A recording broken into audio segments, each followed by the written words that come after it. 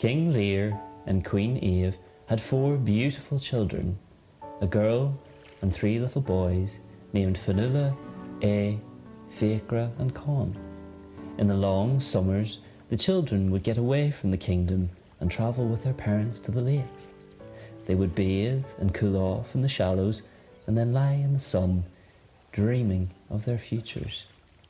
The king and queen would watch over them, twittering away like little birds about a time when they would be kings and queens. Every night, when they got back to the castle, Queen Eve would sing them to sleep. The trips to the lake ceased when the queen became sick. They didn't go back to the lake for a number of years.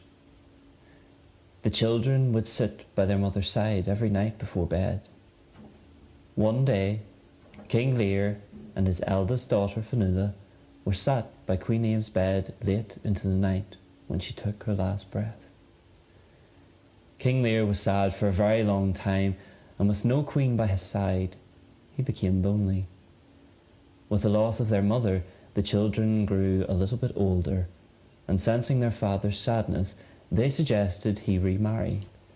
Some time later, he married Queen Aoife. Queen Aoife was intelligent and beautiful.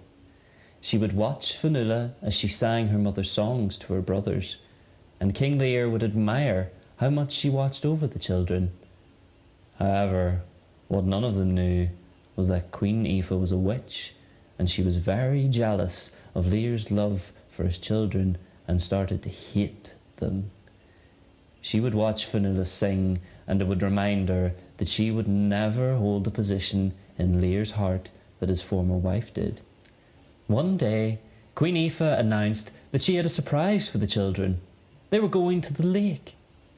When they arrived, the water was like a glistening jewel, stretching out as far as their eyes could see into the distance. The children were immediately tempted by the sparkling water lapping at the bank, and they began to play in the shallows like they used to when they were younger. For the first time since their tragic loss, peals of laughter and joy returned to their lives as they splashed and swam and skimmed stones. But after an hour of watching them playing, and satisfied that they were distracted enough to carry out her jealous plot, the new queen took out a magic wand. In a flash of light, the children vanished, and in their place, gliding upon the glassy surface of the lake, were 4 snow-white swans with beautiful long necks. "Your time as children is up," the queen announced to them, but as swans, they were unable to respond or cry out. "You will be swans for 900 years. Now you can sing all you like." Queen Aoife's curse was a cruel one. The swan children would spend 300 years on the lake, 300 years on the North Sea, and 300 years on the Western Ocean.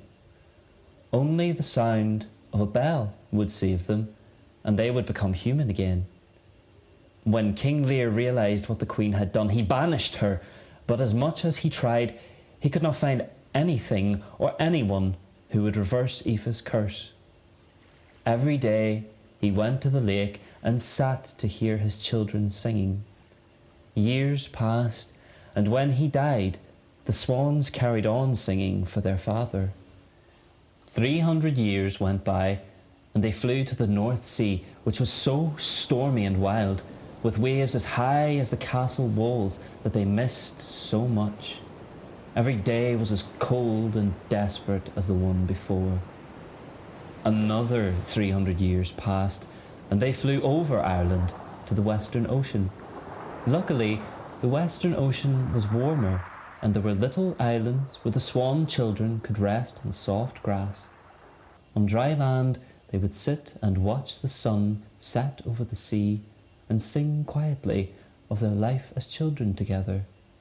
Passing ships would hear their beautiful music and think they were hearing mermaids.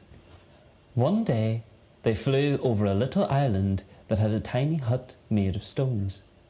On top of the hut was a bell that was chiming in the wind, and next to it was an old man planting flowers. Curious, as they had never seen an island on the Western Ocean occupied before, they flew down.